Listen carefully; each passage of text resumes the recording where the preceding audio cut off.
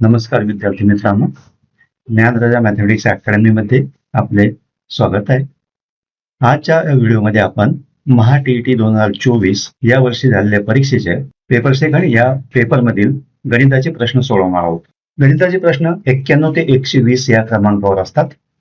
तर पहिला 91 नंबरचा प्रश्न आहे. दोन व्यक्ती पी व क्यू ज्यांचा एकूण पगार 35,000 रुपये आहे, ते अनुक्रमे 75% व 80% पगार खर्च करतात.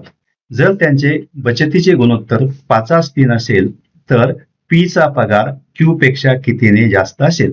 इथे दोघांच्या पगाराची बेरीज दिली आपल्या एकूण आणि त्यांच्या बचतीचं गुणोत्तर दिलं आहे आणि ते किती खर्च करतात ते दिलं आहे आणि पर्याय दिलेत 5,000 रुपये, 4,000 रुपये, 7,000 रुपये आणि 4,375 रुपये.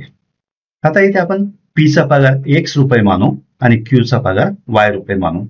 म्हणून x अधिक y दोघांच्या पगाराची बेरीज 35,000 दिलेली आहे, म्हणून x अधिक y बरोबर 35,000 हे आपलं पहिलं समीकरण मिळालं.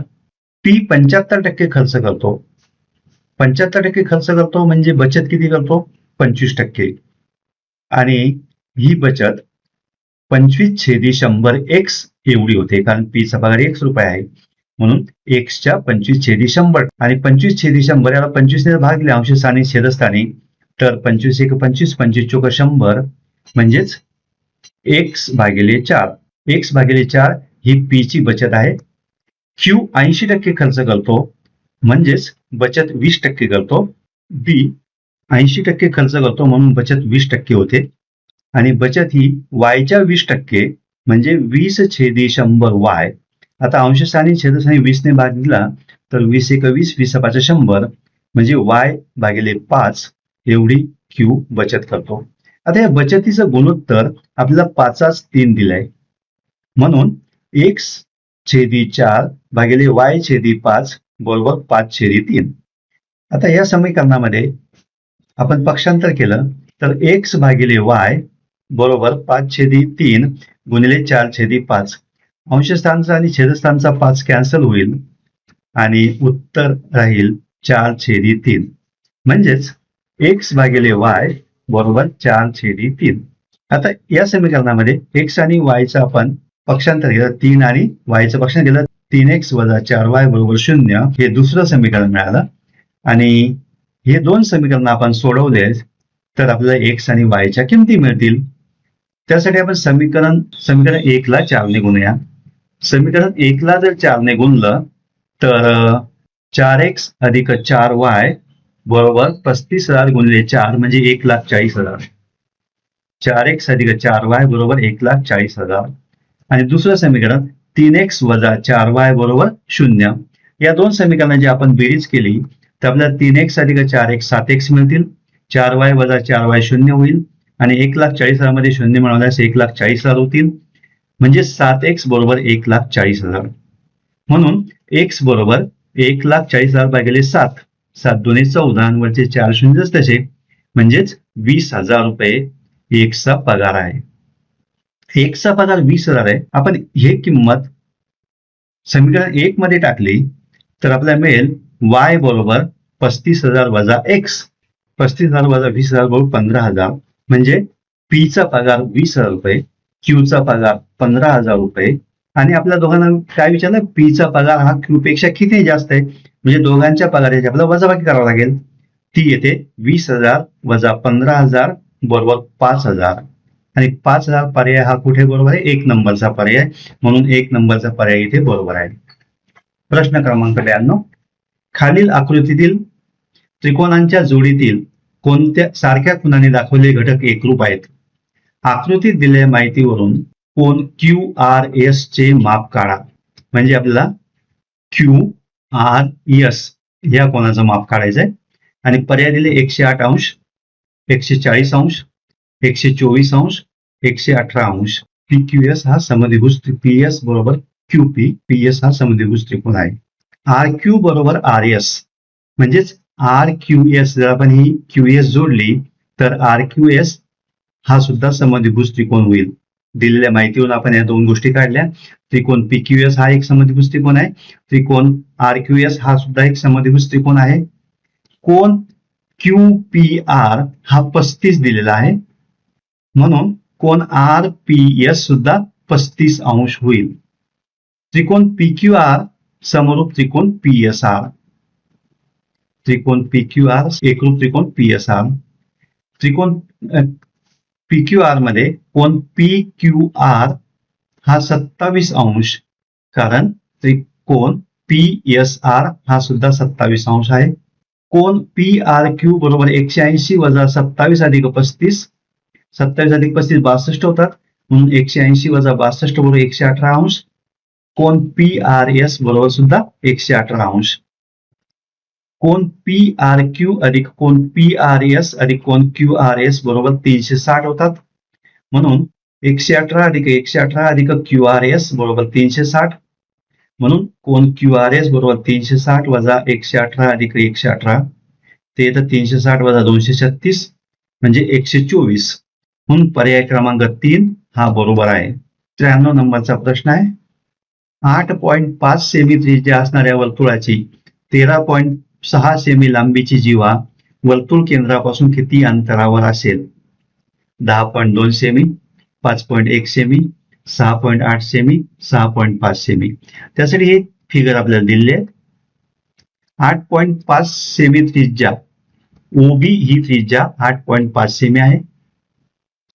13.6 सेमी लांबीची जीवा एबी ही जीवा 13.6 सेमी लांबीची आहे. ती किती अंतरावर काढायचं म्हणजे आपला ओपी काढायचा आहे.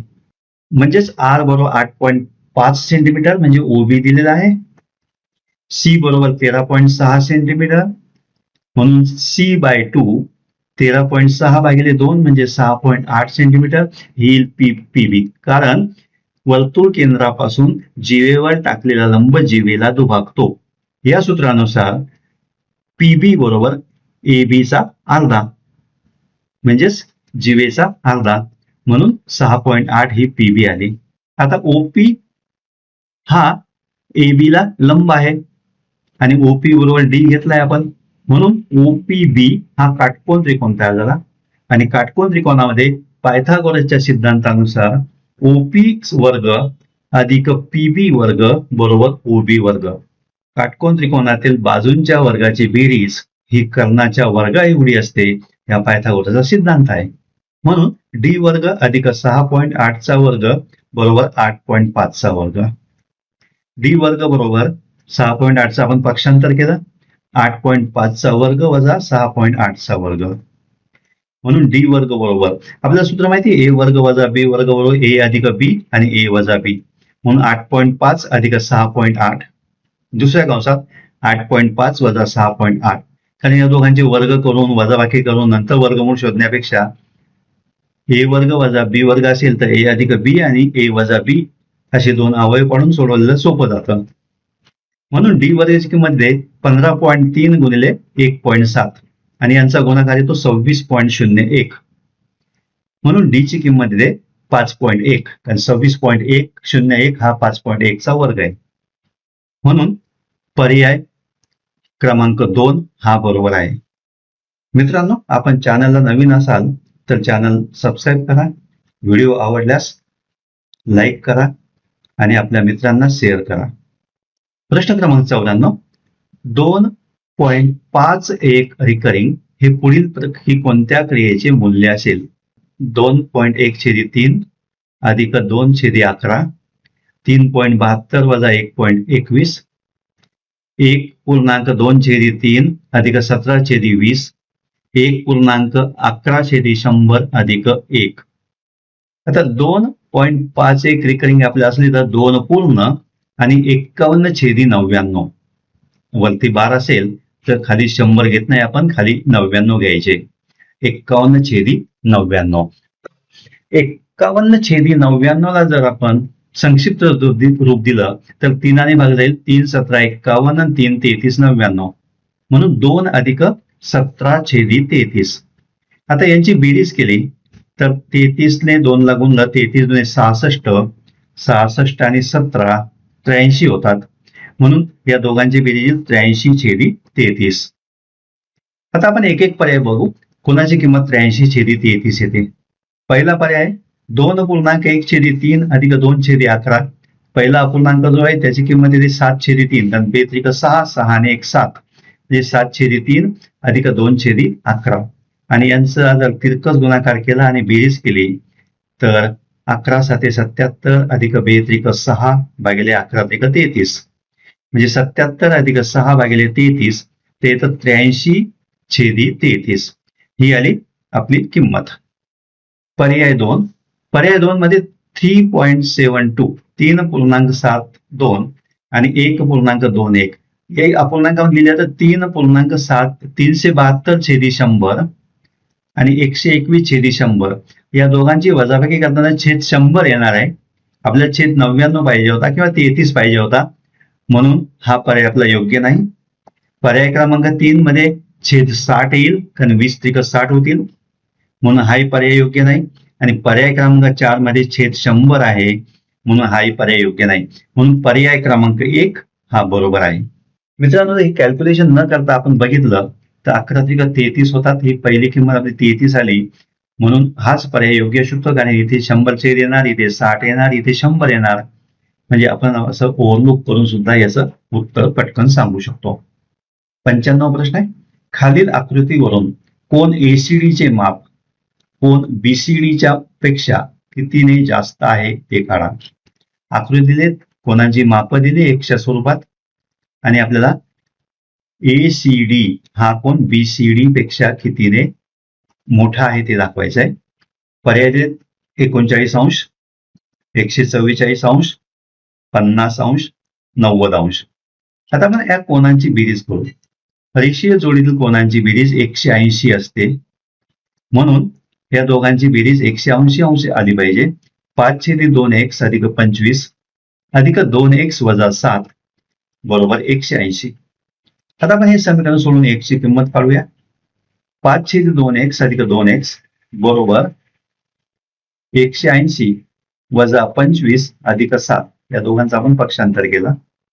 5/2x अधिक 2x तर घेतं 9/2x आणि 180 वजा 25 अधिक 7 येतं 162 म्हणून x बरोबर 162 गुणिले 2/9 या 9/2 चे इकडे पक्षांतर झालं तर 2/9 होतील.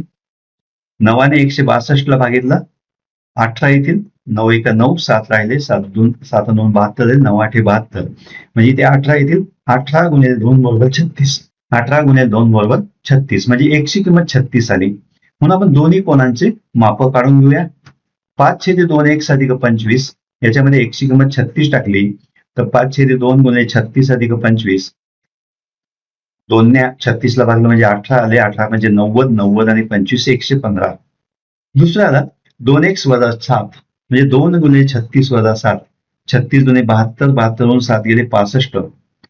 आता एक कोण 115 आला, दुसरा कोण 65 आला म्हणून कोणांमधील फरक 115 वजा 65 बरोबर 50° आणि 50° फरक म्हणजे कोण एसीडी हा कोण बीसीडी पेक्षा 50° मोठा आहे हे आपला पर्याय क्रमांक 3 मध्ये दिलेलं आहे म्हणून पर्याय क्रमांक 3 हा बरोबर आहे.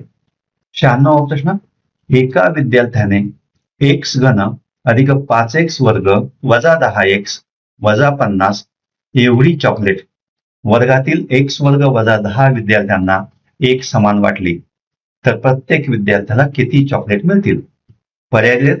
x घन वजा x वजा 45 x अधिक 5 x वजा 5 x अधिक 10. मित्रांनो, टोटल संख्या दिलेली आहे आणि ती काही विद्यार्थ्यांना वाटलेली आहे. तर अशा प्रकारचे उदाहरण असेल आपल्याला भागाकार करावा लागतो. आपण भागाकार करूया.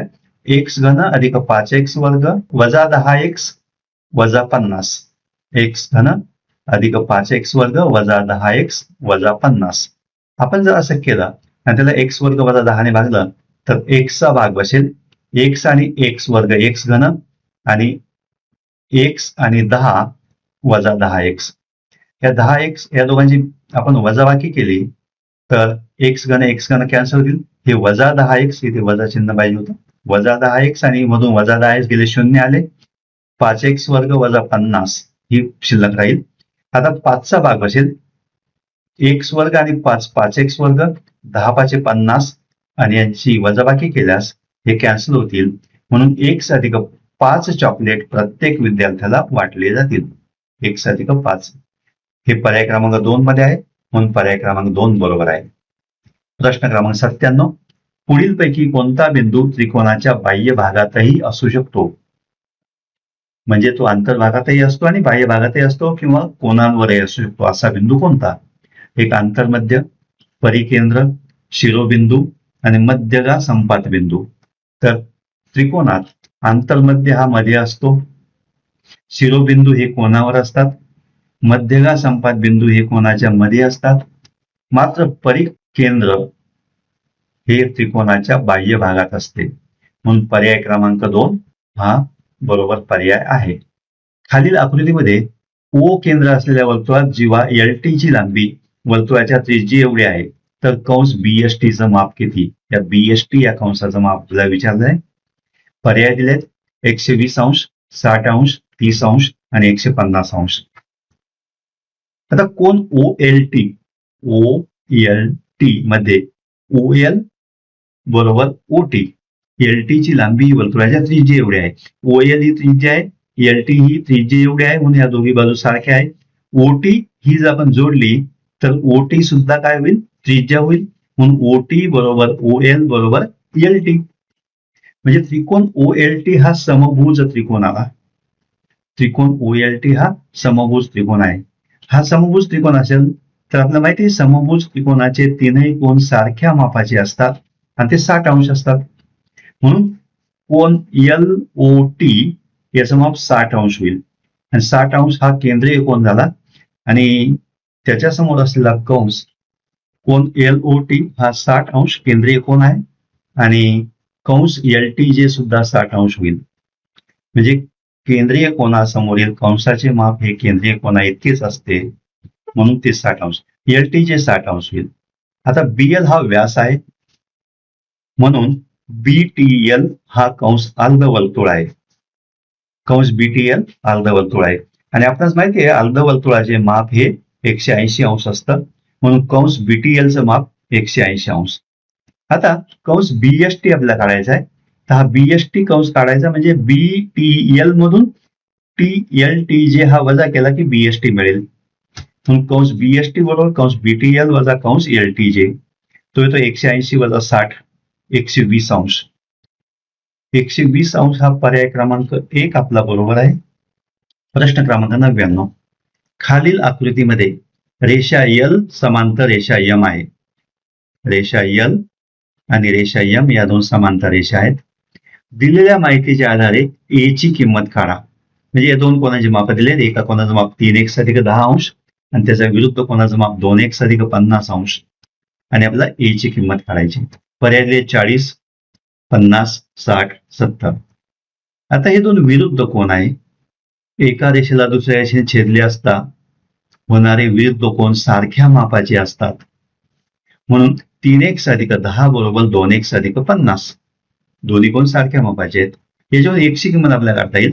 3x वजा 2x, x पक्षांतर केलं, 50 वजा 10. 3x वजा 2x म्हणजे x आले, x 50 वजा 10 म्हणजे 40 आले, म्हणून x ची किंमत 40 आली. म्हणून आपण हा कोण आपल्याला काढता येईल. तर 2x अधिक 50 बरोबर 2 गुणिले 40 अधिक 50 बरोबर 130 अंश. 130 अंश झाले, तर A ची किंमत आपल्याला काढायची आहे. हे दोन आंतरकोन आहे, आंतरकोनाची बेरीज 180 अंश असते, म्हणून A बरोबर 180 वजा 130 ते येतं 50, म्हणून A ची किंमत 50. पर्याय क्रमांक 2 बरोबर आहे. 100वा प्रश्न, एका व्यक्तीने एका व्यवसायात काही रक्कम गुंतवली, त्यात त्याला 20% नफा झाला. नंतर त्याने नफ्यासहित संपूर्ण रक्कम दुसऱ्या व्यवसायात गुंतवली, त्यात त्याला 20% तोटा झाला. तर त्याला संपूर्ण व्यवहारात एकूण किती टक्के नफा किंवा तोटा झाला ते काढा. पर्याय दिलेत 5% नफा, 24% तोटा, 4% तोटा आणि 0% नफा. एका व्यक्तीने एका व्यवसायात काही रक्कम गुंतवली होती, त्याने जेव्हा ती रक्कम गुंतवली तेव्हा त्याला 20% नफा झाला. नंतर त्याने नफा मिळालेल्या रक्कमेसहित एकूण रक्कम दुसऱ्या व्यवसायात गुंतवली आणि त्यावेळी त्याला 20% तोटा झाला. तर त्यात नफा झाला की तोटा झाला ते आपल्याला काढायचंय. अशा प्रकारच्या प्रॉब्लेम मध्ये आपण 100 पासून सुरुवात करू. समजा 100 रुपये त्या व्यक्तीने व्यवसायात गुंतवले. आता 100 रुपये गुंतवल्यानंतर त्याला 100 रुपयावर 20% नफा झाला. आता 100 रुपयावर 20% म्हणजे 20 रुपये. म्हणजे त्याला 100 रुपयावर 20 रुपये नफा झाला. म्हणजे त्याच्याकडे एकूण किती रुपये झाले आता? 100 अधिक 20 120 रुपये झाले. त्याने 100 रुपये गुंतवले होते, त्याच्याकडे आता 120 रुपये झाले. आणि ती रक्कम त्याने दुसऱ्या व्यवसायात गुंतवली, म्हणजे 120 रुपये गुंतवले, त्याच्यावर त्याला 20% तोटा झाला. आता 120 रुपयावर 20% तोटा म्हणजेच 120 गुणिले 20/100 आणि ते येतं 12 गुणिले 2 आणि ते होतं 24 रुपये तोटा. आता त्याला 120 रुपयात 24 रुपये तोटा झाला, म्हणजे त्याच्याकडे शिल्लक किती राहिले? 120 वजा 24. 120 वजा 24 म्हणजे त्याच्याकडे 96 रुपये राहिले. त्याने 100 रुपये गुंतवणूक केल्यानंतर 100 रुपये गुंतवणूक पहिल्या व्यवसायात केल्यानंतर त्याला संपूर्ण व्यवसाय झाल्यानंतर 96 रुपये शिल्लक राहिले. म्हणजे त्याच्याकडे 4 रुपये कमी शिल्लक राहिले. त्याने जेवढे गुंतवले ते त्यापेक्षा त्याच्याकडे 4 रुपये कमी आलेत. म्हणजे 4 रुपये त्याला तोटा झाला. 100 रुपये 4 रुपये तोटा म्हणजे 4% तोटा. 4% तोटा हा पर्याय क्रमांक 3 मध्ये दिलाय, म्हणून पर्याय क्रमांक 3 हा बरोबर आहे. 101 वा प्रश्न. 10, 12, 16 व 18 या संख्यांनी एका संख्येला भागले असता बाकी 7 उरते अशी लहानात लहान 4 अंकी संख्या कोणती? चारही संख्येने आपल्याला भागायचं आहे आणि चारही संख्येने भागल्यानंतर बाकी 7च उरते प्रत्येक वेळी, अशी संख्या आपल्याला शोधायची आहे. पर्याय दिले 1447, 2727, 9719, 2167. आता जी संख्या आपल्याला पाहिजे, ज्या संख्येला आपल्याला भागायचं आहे ज्या ती संख्या आपण n मानूया. समजा ती संख्या n आहे, तर n ला 10 ने, 12 ने, 16 ने, 18 ने भाग जातो. म्हणून 10, 12, 16, 18चा लसावी काढू. 10, 12, 16, 18चा लसावी काढायला आपल्याला 2 ने पहिल्यांदा भाग जाईल. 2 पंचे 10, 2 सक 12, 2 आठे 16, 2 9 18. आता या संख्यांना 2 ने पुन्हा भाग दिला तर 5 ला भाग जात नाही, 6 ला भागेला 3, 8 ला 2 ने भागलं 4, 9 ला भाग जात नाही. पुढे 2 ने भागल्यानंतर 5 ला भाग जात नाही, 3 ला भाग नाही, 4 ला भागेला 2 आणि 9. पुन्हा एकदा 3 ने भागलं तर 5, 1, 2, 3 असे जाताना लसावी करताना आपण या सगळ्या अंकांचा गुणाकार 2 गुणिले 2 गुणिले 2 गुणिले 3 गुणिले 5 गुणिले 1 गुणिले 2 गुणिले 3 आणि या सगळ्यांचा गुणाकार येतो 720. 720 ही काय? n वजा 7, कारण बाकी 7 राहते म्हणून n वजा 7 ही संख्या आहे. तर n वजा 7 बरोबर 720 k ची किंमत आपल्याला 1, 2, 3 काही टाकता येईल. आता k ची किंमत 1 टाकली तर ती 727 संख्या होते. इथे 727 हा पर्याय नाहीये. k ची संख्या 2 टाकली तर 720 गुणिले 2 अधिक 7 म्हणजे 1440 अधिक 7 1447 मिळतात. म्हणजे पर्याय क्रमांक 1 ही लहानात लहान 4 अंकी संख्या अशी आहे की जिला या चारही संख्याने भाग गेल्यावर बाकी 7 शिल्लक राहते. म्हणून पर्याय क्रमांक 1 हा बरोबर आहे. 102 वा प्रश्न. खालील त्रिकोणात त्रिकोण XYZ मध्ये XY चं माप 25 मीटर, XZ चं माप 26 मीटर आणि YZ हा 17 मीटर दिलेला आहे. रेख XT ही मध्यगा आहे. तर त्रिकोण XYT चं क्षेत्रफळ काढा. म्हणजे आपल्या संपूर्ण त्रिकोणाच्या बाजू दिल्या आहेत आणि आपल्याला XYT म्हणजे हा छोटा जो त्रिकोण आहे याचं क्षेत्रफळ काढायचं आहे. तर पर्याय दिलेत 221 चौरस मीटर, 212.5 चौरस मीटर, 204 चौरस मीटर, 102 चौरस मीटर. आता माप दिलेत XY चं 25 metre, XZ 26 metre, YZ 17 metre आणि XT ही मध्यगा आहे. मध्यगा आहे म्हणजे ती T हा बिंदू YZ चा मध्यबिंदू आहे. YZ जर 17 आहे तर YT किती येईल? 8.5. आता आपण त्रिकोण XYZ चं क्षेत्रफळ काढूया. त्यासाठी आपण तिन्ही बाजू दिलेल्या आहेत म्हणून हेरॉनचं सूत्र वापरलं. S बरोबर A अधिक B अधिक C भागिले 2. त्याची किंमत येते 25 अधिक 26 अधिक 17 भागिले 2 बरोबर 34.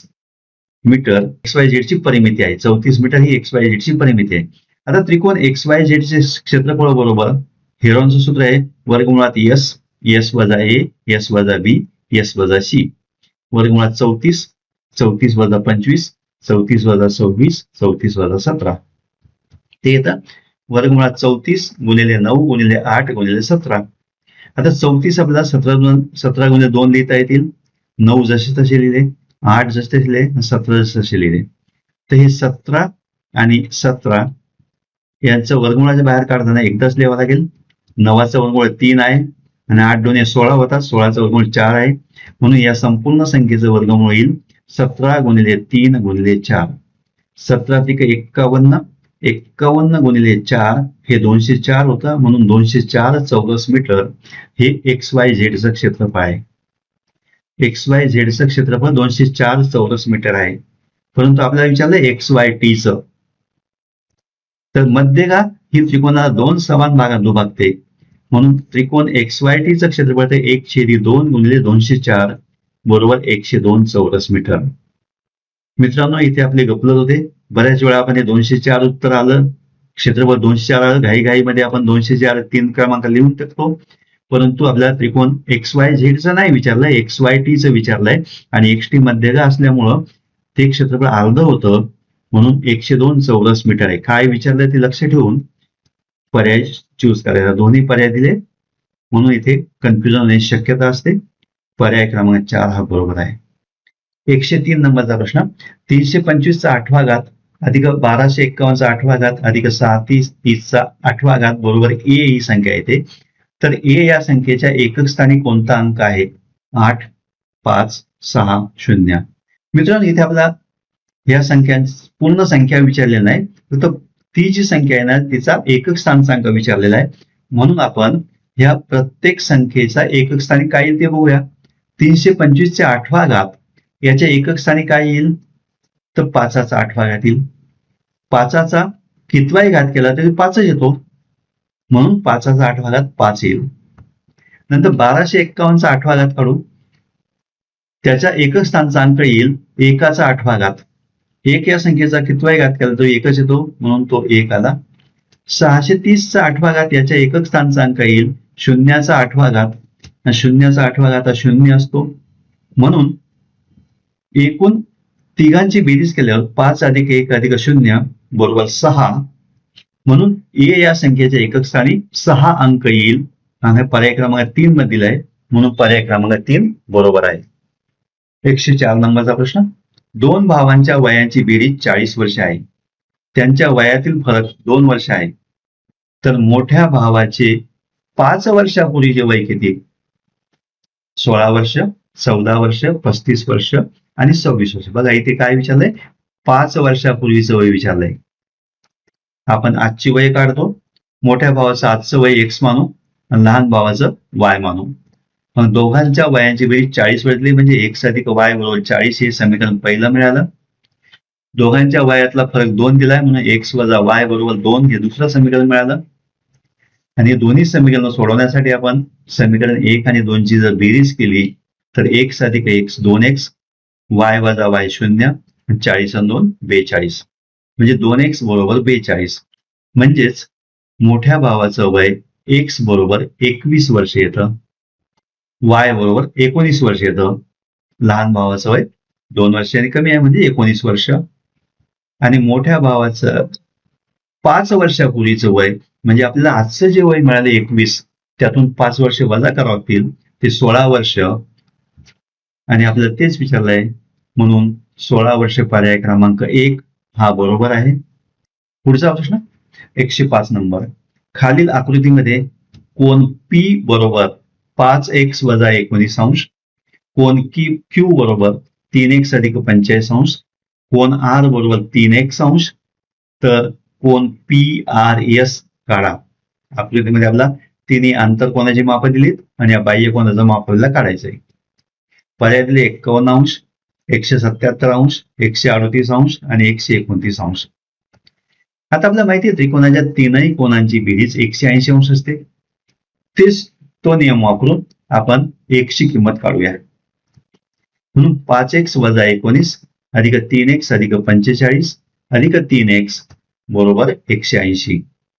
5x आणि 3x 8x 8x आणि 3x 11x 45 वजा 19 बरोबर 26 बरोबर 180.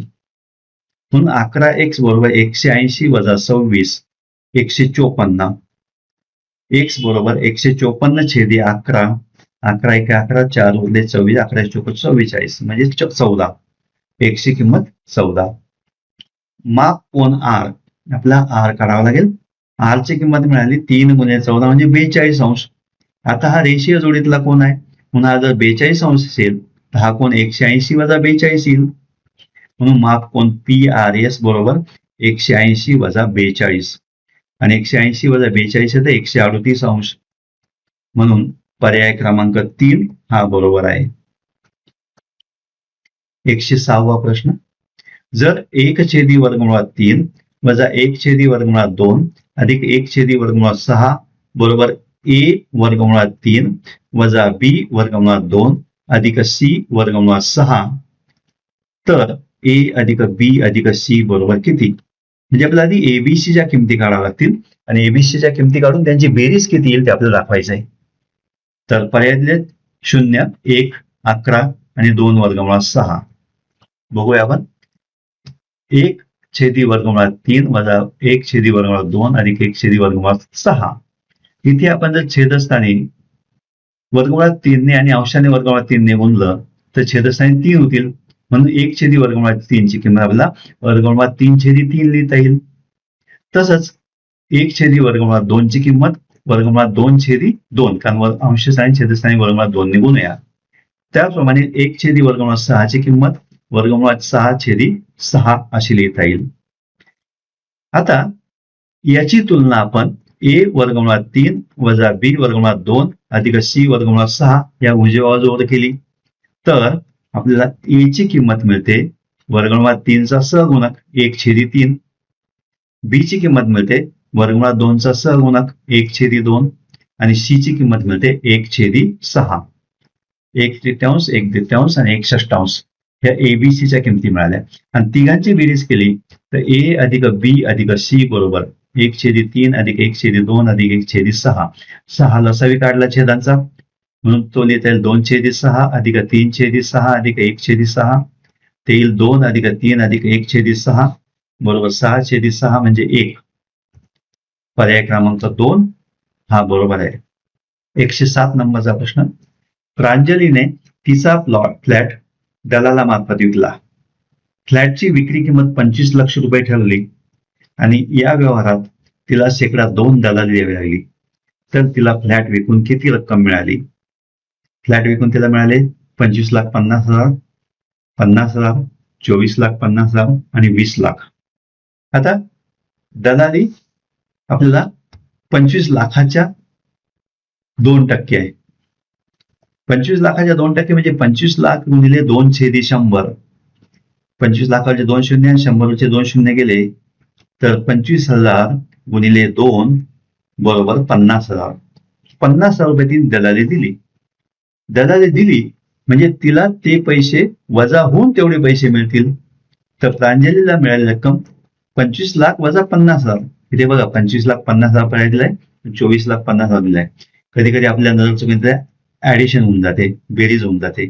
तर ते बेरीज न करता दलाली दिलेली असल्यामुळं ती किंमत वजा करावी लागणार आहे.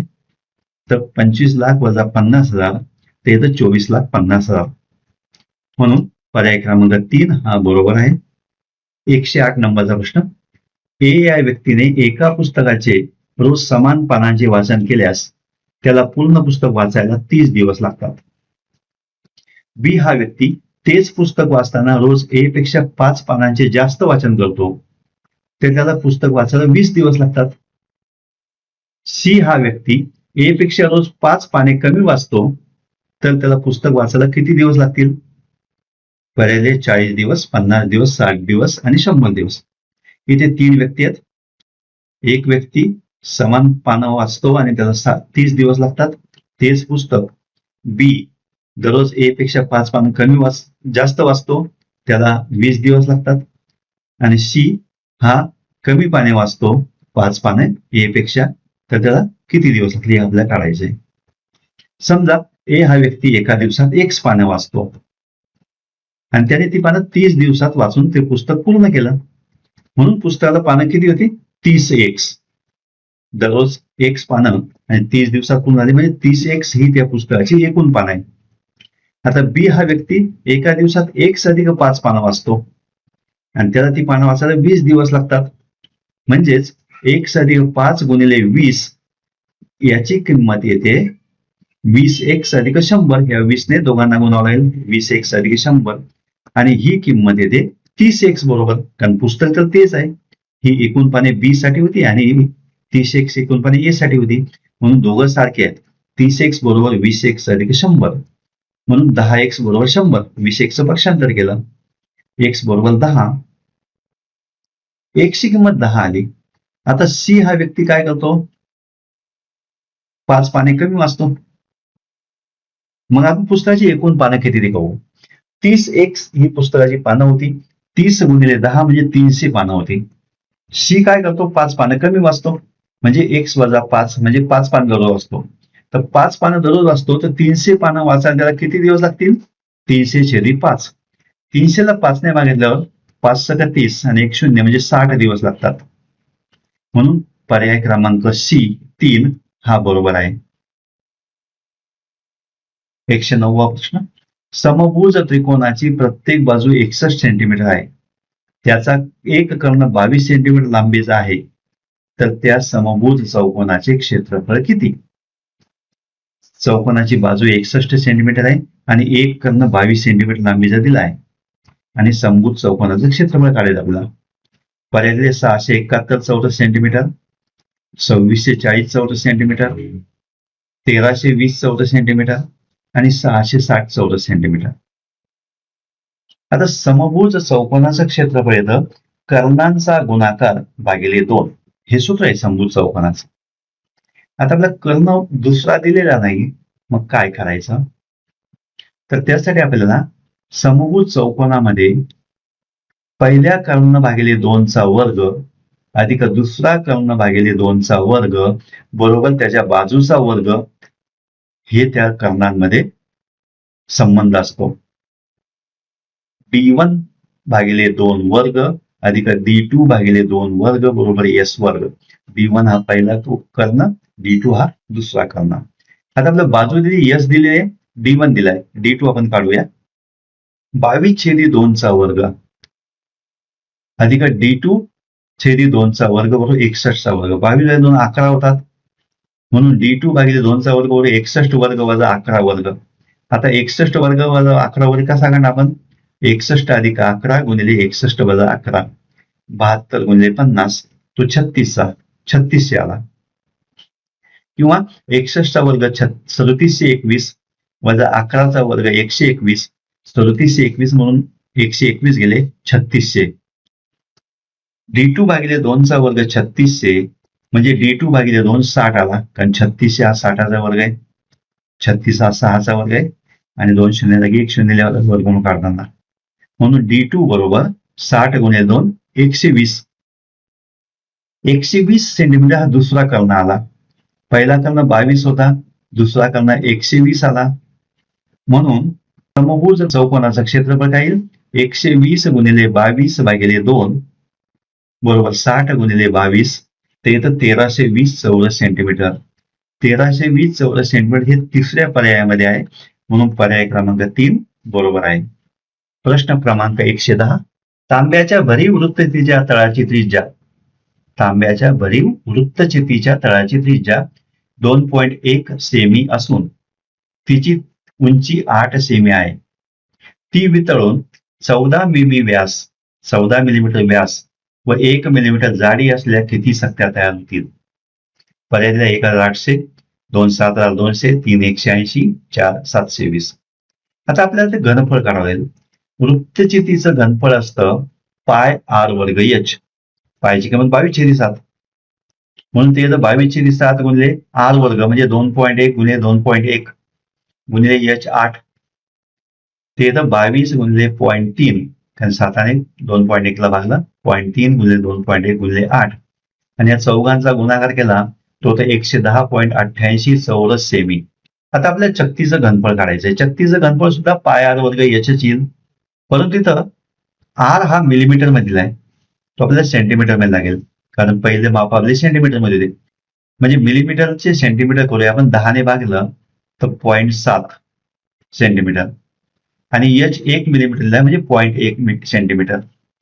चकतीचे घनफळ 22/7 गुणिले 0.7 गुणिले 0.7 गुणिले 0.1. त्याचं 22 गुणिले 0.1 गुणिले 0.7 गुणिले 0.1. 0.7 ला 7 ने भागलं 0.1 येतात, म्हणून 0.154 0.154. म्हणून एकूण चकत्यांची संख्या येईल, या दोघांचा भागाकार करावा लागला, 110.88 भागिले 0.154 व 720. 720 पर्याय क्रमांक 4 मध्ये आहे, म्हणून पर्याय क्रमांक 4 हे उत्तर बरोबर आहे. 112वा प्रश्न, खालीलपैकी मूळ संख्या कोणती? 57,934 वर्गमुळात 841 251चा वर्ग 5,63,127. या चारीपैकी कोणती संख्या मूळ संख्या आपल्याला शोधायचं आहे? वर्गमुळात 841, 821 हा 29चा वर्ग आहे, म्हणून वर्गमुळात 839 29 आहे, 29 ही मूळ संख्या आहे, पर्याय क्रमांक 2 बरोबर आहे. पण आपण बाकीचे पर्याय चेक करून बघू. 251चा वर्ग हा 251 गुणिले 251 लिहिता येतो, म्हणजे ती मूळ संख्या नाहीये. 5,63,127 याला कोणत्या संख्येने भागायचं ते बघायचं असल्यास आपण त्याच्या अंकांची बेरीज केली, 5 अधिक 6 अधिक 3 अधिक 1 अधिक 2 अधिक 7, तर ती 24 होते. 24 ला 3 ने भाग जातो, म्हणजे 5,63,127 ला 3 ने भाग जातो, म्हणून ती ही मूळ संख्या नाही. 57,937 याला कोणत्या संख्येने भाग जातो का ते बघूया आपण. त्याच्या विषम स्थानातील अंकाची बेरीज केली आणि त्यातून समस्थानाच्या अंकाची बेरीज यांची दोघांची वजाबाकी केली, तर ते 5 अधिक 9 अधिक 7 वजा 7 अधिक 3 ते येतं 11, आणि 11 या संख्येला 11 ने भाग जातो, म्हणून या टोटल संख्येला सुद्धा 11 ने भाग जातो, म्हणून ही मूळ संख्या नाही. म्हणून वर्गमुळात 841 ही एकमेव मूळ संख्या आहे, पर्याय क्रमांक 2 हा बरोबर आहे. 113वा प्रश्न, 1 ते 91 या नैसर्गिक संख्यांची सरासरी किती? 45, 50, 46 आणि 2366. नैसर्गिक संख्यांची सरासरी काढताना आपल्याला पहिली संख्या अधिक शेवटची संख्या भागिले 2 हे सूत्र वापरावं लागतं. तर पहिली संख्या 1 आहे, शेवटची संख्या 91 आहे, म्हणून सरासरी बरोबर 1 अधिक 91 भागिले 2, 92 भागिले 2, 92 ला 2 ने भागलं 46 येतं, म्हणून पर्याय क्रमांक 3 हा बरोबर आहे. 114वा प्रश्न, ए ने 3,20,000 रुपये बँकेत 10% चक्रवाढ व्याजाने 2 वर्षाकरता गुंतवले. बी ने 2,40,000 रुपये करमुक्त म्युच्युअल फंडामध्ये 2 वर्षाकरता गुंतवले. त्याचे बी ला 3,04,800 रुपये मिळाले. तर कोणाची गुंतवणूक फायदेशीर ठरली आणि शेकडा कितीने ठरली फायदेशीर ते सांगायचंय. पर्याय ए 6% फायदा मिळाला, पर्याय बी ला 6% फायदा मिळाला, पर्याय ए ला 7%, पर्याय बी ला 7%. ए ला मिळालेलं चक्रवाढ व्याज आपण काढू. चक्रवाढ व्याज सूत्र आहे ए बरोबर पी गुणिले 1 अधिक आर भागिले एन चा एन टी वा घात. पी दिलाय 3,20,000, आर दिलाय 10 भागिले 100, 10% म्हणजे 10 भागिले 100 म्हणजे 0.1, टी बरोबर 2 वर्षासाठी टाइम आहे, आणि एन 1 कारण चक्रवाढ व्याज हे वार्षिक दिले, इथं काही दिलेलं नाही, म्हणजे 6 महिने क्वार्टरली असं व्याज दिलेलं नाही, म्हणून आपण त्याचं वार्षिक घेणार आहोत. यांची किंमत 1 घेतली, किंमत टाकली 3,20,000 अधिक 1 नाही गुणिले 1 अधिक 0.1 भागिले 1 चा 1 गुणिले 2 वा घात, म्हणजेच 3,20,000 गुणिले 1 अधिक 0.1 म्हणजे 1.1, 1.1 चा वर्ग, 1.1 चा वर्ग 1.21, आणि 1.21 ने 3,20,000 गुणलं तर 3,87,200 रुपये त्याची रक्कम झाली. आता व्याज मिळतं 3,87,200 म्हणून 3,20,000 मुद्दल गेली, 67,200 रुपये व्याज मिळालं ए ला. ते शेकडा व्याज आपण जर काढलं तर 67,200 हे 3,20,000 मिळालं, म्हणून शेकडा व्याज 67,200 भागिले 3,20,000 गुणिले 100, हे 2 शून्य हे 2 शून्य आणि 100 वरचे 2 शून्य 2 म्हणजे 672 भागिले 32 ते येतं 21. शेकडा व्याज 21%, ए ला फायदा 21% मिळाले. बी ला मिळालेला फायदा 3,04,000 रुपये त्याला मिळाले, त्यातले 2,40,000 त्याची मुद्दल होती, म्हणून त्याला फायदा मिळाला 64,800 रुपये. 64,800 रुपये मिळाले, पण ते 2,40,000 मिळाले, म्हणून त्याला शेकडा फायदा झाला 2,40,000 वर 64,800, म्हणजे 64,800 भागिले 2,40,000 गुणिले 100, ते तर 648 भागिले 24, 27%. बी ला 27% फायदा झाला, ए ला 21% प्रॉफिट झाला, म्हणून दोघांपैकी जास्त फायदा कोणाला झाला? बी ला. तो किती झाला? 27 वजा 21, म्हणजे 6% जास्त फायदा बी ला झाला. आणि हे पर्याय क्रमांक 2 मध्ये आहे, म्हणून बी ला 6% फायदा ए पेक्षा जास्त झाला. पर्याय क्रमांक 2 बरोबर आहे. 115वा प्रश्न, जर ए वजा 1/ए बरोबर 1.5 आणि ए वर्ग अधिक 1/ए वर्ग बरोबर 4.25, तर ए घन वजा 1/ए घन बरोबर किती? 8.125, 7.875, 6.25, 7.125. आपल्याकडे सूत्र आहे ए वजा 1/ए चा घन बरोबर ए घन वजा 1/ए चा घन वजा 3 कंसात ए वजा 1/ए. आता हे सूत्र आपल्याला मिळतं ए वजा बी चा घन ह्या सूत्रानुसार. ए वजा बी चा घन येतो ए घन वजा 3a वर्ग बी अधिक 3ab वर्ग वजा बी घन. त्या सूत्रामध्ये बी ची किंमत 1/ए टाकली तर आपल्याला या किमती मिळतात. आता ए वजा 1/ए चा घन, ए वजा 1/ए ला 1.5, म्हणून 1.5 चा घन बरोबर ए घन वजा 1/ए घन याची किंमत आपल्याला काढायची आहे, वजा 3 गुणिले 1.5 पुन्हा ए वजा 1/ए 1/ए. तर हे आपण सोडवलं तर ए घन वजा 1/ए घन बरोबर 3.375 अधिक 4.5, ते तर 7.875. पर्याय क्रमांक 2 हा बरोबर आहे. 116वा प्रश्न, खालीलपैकी कोणत्या चौकोनाचे कर्ण एकरूप असतात? समांतरभुज चौकोन, आयत, समभुज चौकोन, चौरस. या चारपैकी कोणाचे कर्ण एकरूप असतात? पर्याय दिले ए, बी, सी व डी, म्हणजे सर्वांचेच कर्ण एकरूप असतात. बी व सी 2 पर्याय, तिसरा पर्याय फक्त डी चे कर्ण एकरूप असतात, आणि चौथा बी आणि डी चे कर्ण एकरूप असतात. तर समांतरभुज व समभुज चौकोनाचे कर्ण हे नेहमीच एकरूप नसतात, कधी कधी असतात, पण तू कायमच ते एकरूप असतील असं नाही. समांतरभुज चौकोन आणि समभुज चौकोन म्हणजे पर्याय ए आणि सी याचे कर्ण एकरूप असू शकत नाही, कधी असतात कधी नसतात. परंतु आयत आणि चौरसाचे कर्ण नेहमी एकरूप असतात, म्हणून पर्याय बी आणि डी हा 4 नंबरचा पर्याय बरोबर आहे. प्रश्न क्रमांक 117 ते 119 करता पुढील स्तंभालेखावरून उत्तरे द्या. हा स्तंभालेख दिलाय, हे मुले आणि मुली यांच्यामधला आलेख दिलाय, विद्यार्थ्यांची संख्या 6वी 7वी 8वी मधली. तर 117 मध्ये 6वी ते 8वीच्या मुलांपेक्षा मुली शेकडा कितीने कमी आहेत? पर्याय 18.50%, 35%, 17.5%, 37%. आता 6वी ते 8वीच्या मुलांची संख्या काढू. 6वी मध्ये मुलं होते 55, 7वी मध्ये 70 आणि 8वी मध्ये 75. एकूण मुलं 200 झाले. 6वी ते 8वी मध्ये मुली काढूया. मुली होत्या 50, 55 आणि 60, त्या झाले 165. फरक आला 200 वजा 165 म्हणजे 35 मुली. 35 मुली मुलांपेक्षा मुली शेकडा किती? 200 मुलांमध्ये 35% म्हणजे 35/200 गुणिले 100, ते येतं 17.5. मुलांची संख्या 200 म्हणून आपण 200 घेतली, ती 17.5%. पर्याय क्रमांक 3 बरोबर आहे. 118 प्रश्न, वरील आलेखाचा प्रकार कोणता? साधा स्तंभालेख आहे, विभाजित स्तंभालेख आहे, जोड स्तंभालेख आहे की आयतालेख आहे? तर हा जोड स्तंभालेख आहे, कारण याच्या मध्ये 2 स्तंभ एकाच शेजारी एक जोडून दिलेले आहेत. साधा स्तंभालेख म्हणजे एकच स्तंभ असतात, विभाजित स्तंभालेख म्हणजे एका स्तंभामध्ये विभागले गेलेले असते, परंतु इथे 2 स्तंभ एकमेकाला जोडलेले आहे, म्हणून जोड स्तंभालेख हा आहे. ते पर्याय क्रमांक 3 मध्ये बरोबर आहे. 119 प्रश्न, कोणत्या इयत्तेत मुलांच्या तुलनेत मुलींचे शेकडा प्रमाण सर्वात कमी आहे? 6वी, 7वी, 8वी, 7वी आणि 8वी.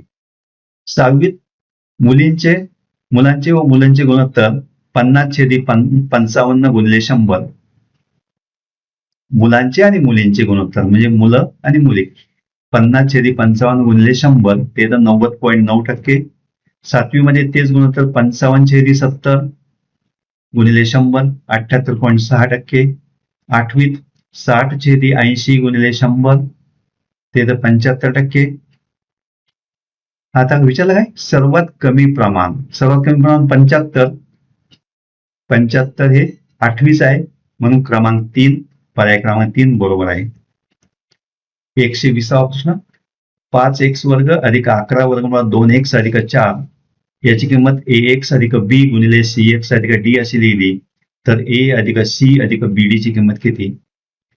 पर्याय क्रमांक 5 2 11 3 9 4 10. 5x वर्ग अधिक 11 वर्गमुळात 2x अधिक 4 हे आपल्याला वर्गमुळात 2x अधिक 4 किंवा 5 वर्गमुळात 2x अधिक 1 असं लिहिता येईल. ax अधिक b आणि cx अधिक d बरोबर तुलना केली a ची किंमत वर्गमुळात 2 b ची वर्गमुळात 4 c ची 5 वर्गमुळात 2 d ची 1 आणि ती किंमत टाकली आपण a अधिक c अधिक bd मध्ये तर ते येतं 10 हे पर्याय क्रमांक 4 मध्ये बरोबर आहे म्हणून 4 नंबरचा पर्याय बरोबर आहे. धन्यवाद मित्रांनो. आपल्याला व्हिडिओ आवडला असेल तर लाईक करा, आपल्या मित्रांना पाठवा आणि चॅनल जरूर सबस्क्राईब करा. भेटूया पुढील व्हिडिओमध्ये.